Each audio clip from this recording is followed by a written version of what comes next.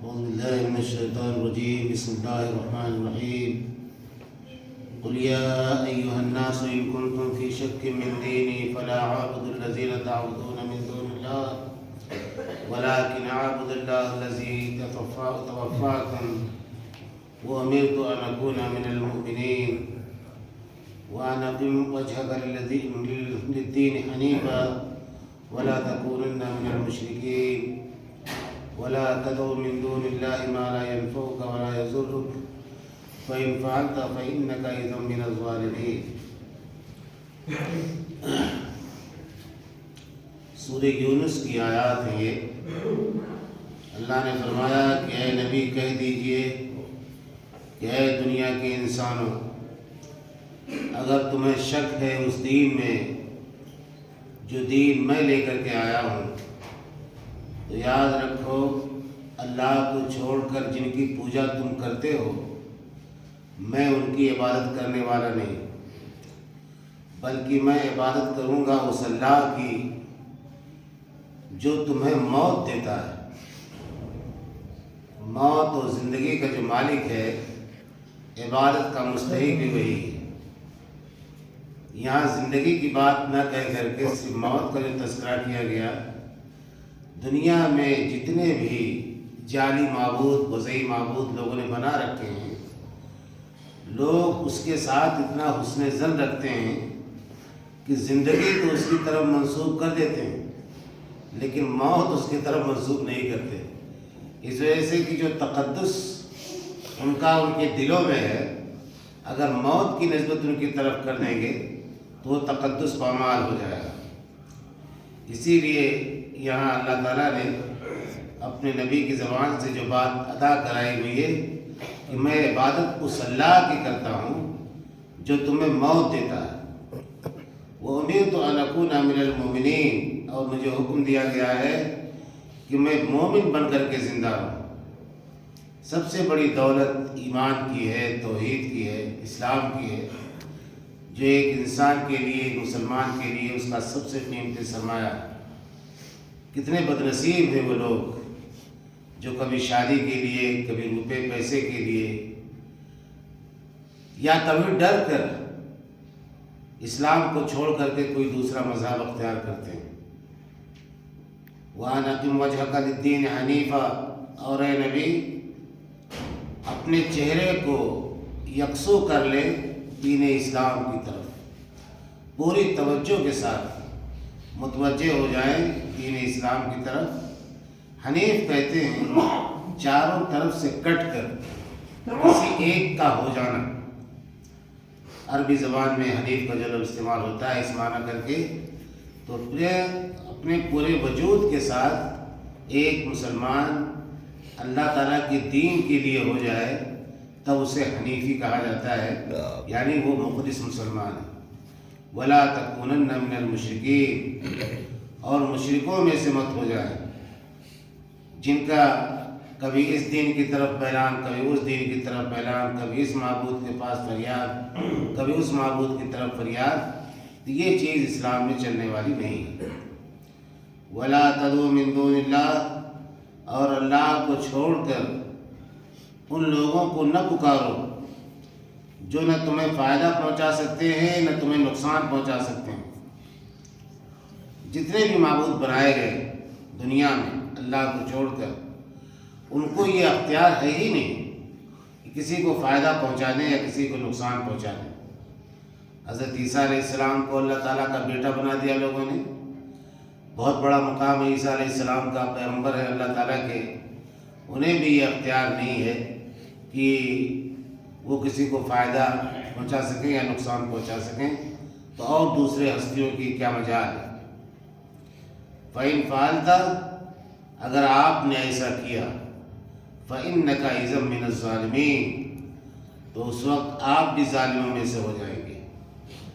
خطاب براہ راست نبی سے. اگر نبی خدا نخواستہ راہ راست سے بھٹکتا ہے تو اس کے لیے اللہ تعالیٰ کی وارننگ اور تنبیہ ہے. اگر عام امتی بھٹکے گا تو آپ اندازہ کر سکتے ہیں کہ اس کا کیا انجام ہوگا. خطاب اگرچہ نبی سے ہے لیکن تمام امت اس کی مخاطب ہے کہ امت کا کوئی بھی فرد اگر شرک کرے گا تو پھر وہ نجات نہیں پا سکتا۔ وہیں امسسک اللہ بضر فلا کاشف لہ الا ہو، اگر اللہ تعالیٰ کسی کو نقصان پہنچانا چاہے تو اس نقصان کو یا اس تکلیف کو کوئی دور نہیں کر سکتا اللہ کے سوا۔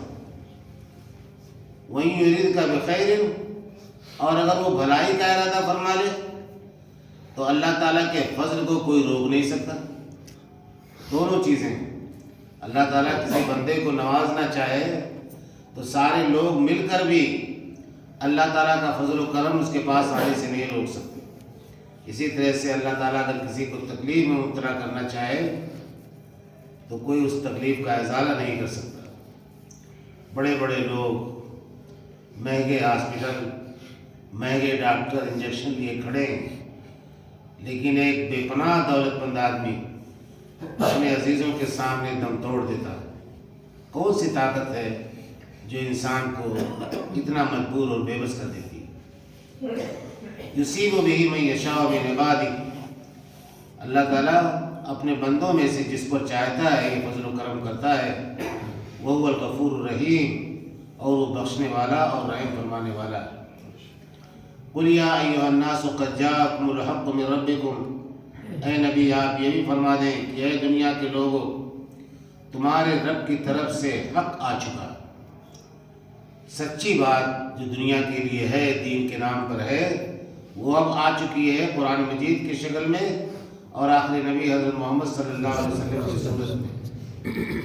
یاد رکھو فمن اہتدی فانما یہتدی لنفسہ، جو ہدایت کا راستہ اختیار کرے گا تو وہ اپنی ہی ذات کے لیے ہدایت کا راستہ اختیار کرے گا، یعنی اس کا فائدہ اسی کی ذات کو پہنچے گا۔ ومن ضل فانما یضل علیہ، اور جو راستہ بھٹکے گا تو راستہ کے بھٹکنے کا وبال بھی اسی کے سر پہ جائے گا، کسی کا کچھ نہیں بگاڑے گا۔ وما انا علیکم بوکیل، اور میں تمہارا نگراں نہیں ہوں، وکیل نہیں ہوں کہ جتنے ہاتھ پکڑ کر کے تمہیں کہیں پہنچا دوں۔ نبی اکرم صلی اللہ علیہ وسلم نے تمام تر عظمت کے باوجود، افضل الانبیاء سید البشر ہونے کے باوجود، جگہ جگہ قرآن مجید میں اپنی عاجزی کا، درمادگی کا اظہار نبی اکرم صلی اللہ علیہ وسلم نے فرمایا ہے، اور یہ الفاظ ادا کرائے ہیں اللہ تعالیٰ نے کہ اے نبی آپ فرما دیں اپنی امت کے سامنے کہ میں تمہارا وکیل اور نگراں نہیں ہوں، کچھ نہیں کر سکتا، تمہارا عمل تمہیں نجات دلائے۔ کتنے جھوٹے وعدے ہوئے ہمارے پاس دینی حلقوں میں کہ ہم چونکہ آخری نبی کی امت ہیں، آخری نبی سفارش فرمائیں گے، شفاعت کبریٰ کا آپ کو حق حاصل ہے، ہم کچھ کریں نہ کریں، نبی کی سفارش سے ہم جنت میں چلے جائیں گے۔ یہ جھوٹے وعدے، اس کی کوئی حقیقت نہیں ہے اسلام میں۔ اگر آدمی کا دامن خالی ہے عمل سے تو نجات نہیں ملے گی، یہ بات طے ہے۔ واتبع ما یوحی الیک، اور اے نبی آپ پیروی کریں اس وحی کی جو وحی آپ کے اوپر نازل کی جا رہی ہے۔ اللہ تعالیٰ نے اپنے نبی کو پابند کیا کہ آپ راستہ وہ اختیار کریں جس پر اللہ تعالیٰ کی وحی نازل ہو رہی ہے، اور ہمارا حال یہ ہے کہ ہم نبی سے محبت رکھنے کے باوجود اللہ تعالیٰ کی وحی کی کوئی پرواہ نہیں کرتے کہ اللہ تعالیٰ نے اپنی وحی میں، قرآن مجید اللہ تعالیٰ کی پوری وحی ہے، اس وحی کے ساتھ ہمارا کیا رویہ ہے؟ ہمیں اس کے اندر جو مسائل بیان کیے گئے ہیں ان کا بھی علم نہیں ہے، جو قوانین بیان کیے گئے ہیں ان کا بھی ادراک نہیں ہے۔ جن چیزوں کا علم ہے اگر وہ ہمارے مفاد میں نہیں ہے تو ہم جانتے بوجھتے ان پر عمل نہیں کرتے۔ ہم لوگوں نے دین کے نام پر اپنے چند سمبل متعین کر لیے ہیں، علامتیں۔ جب سے دنیا میں مسلمانوں کو مختلف فرقوں میں بانٹا گیا، ہر فرقے نے اپنے لیے کچھ امتیازات طے کر لیے۔ وہ سمبل زندہ ہے تو ہمارا دین زندہ ہے۔ اپنے سمبل سے سمجھوتا نہیں کریں گے، پورا دین چلا جائے پسے پشت، ہمیں کوئی پرواہ نہیں ہوتی۔ سمبل دین نہیں ہے۔ سبھی سارے فرقوں کو یاد رکھنا چاہیے کہ سمبل کبھی دین نہیں بن سکتے۔ دین تو وہ ہے جو اللہ تعالیٰ کی کتاب میں ہے اور نبی اکرم صلی اللہ علیہ وسلم کی سنت میں ہے۔ وَاصْبِرْ اور صبر کیجیے۔ دعوت کا کام کرتے ہوئے صبر کا رویہ اختیار کرنا پڑتا ہے۔ صبر کہتے ہیں جم جانے، فضولیات سے دور رہنے کو، بچنے کو۔ اب آپ دیکھیے ہم لوگوں کا حال یہ ہے، کبھی کبھی ہندوستان میں یہ بات عجیب لگتی ہے مسلمانوں کو کہتے ہوئے کہ فجر کے وقت یا فجر کے بعد 1 گھنٹے تک، آدھے گھنٹے تک مائک سے آواز آتی ہے درود و سلام کی۔ درود و سلام بہت افضل چیز ہے، لیکن وہ آپ کی ذاتی زندگی کے لیے ہے۔ مائک پر پڑھ کر کے آپ بیماروں کو کیوں تکلیف پہنچا رہے ہیں؟ ایک آدمی سونا چاہتا ہے، اس کو سونے کیوں نہیں دیتے؟ اس سے دین زندہ رہے گا۔ مائک سے کیا اللہ کے نبی کے زمانے میں اذان ہوتی تھی؟ بلکہ ہماری اس مسجد میں کبھی کبھی مائک کھلا رہ جاتا ہے خطبے کا، اور چاروں طرف خطبے کی آواز گونجتی ہے۔ حاصل کیا ہے اس کا؟ ایک آدمی قرآن مجید کی تلاوت کرنا چاہتا ہے، خطیب صاحب کا خطبہ جاری ہے، وہ پڑھ نہیں سکتا۔ ایک خاتون ہے، وہ نفل نماز پڑھنا چاہتی ہے، سنت پڑھنا چاہتی ہے، وہ نہیں پڑھ سکتی، خطبے کی آواز آ رہی ہے۔ بھائی خطبہ تو جو لوگ مسجد میں آتے ہیں ان کو سنانے کے لیے ہے نا، پورے محلوں کو سنانے کے لیے تھوڑی ہے۔ لیکن ہم لوگوں نے اسے اپنا امتیاز اور اپنی شان سمجھ لیا ہے کہ اگر مائک کی آواز ہلکی ہو گئی تو اسلام خطرے میں آئے گا، اور مائک اگر بند ہو گیا تو اسلام ختم ہو جائے گا۔ اللہ کے نبی کے زمانے میں کوئی مائک تھا؟ تو کچھ چیزیں ایسی ہیں جو ہماری نادانی اور جہالت کی وجہ سے دوسروں کو چڑھنے کا یا چڑھانے کا سبب بنتی ہیں۔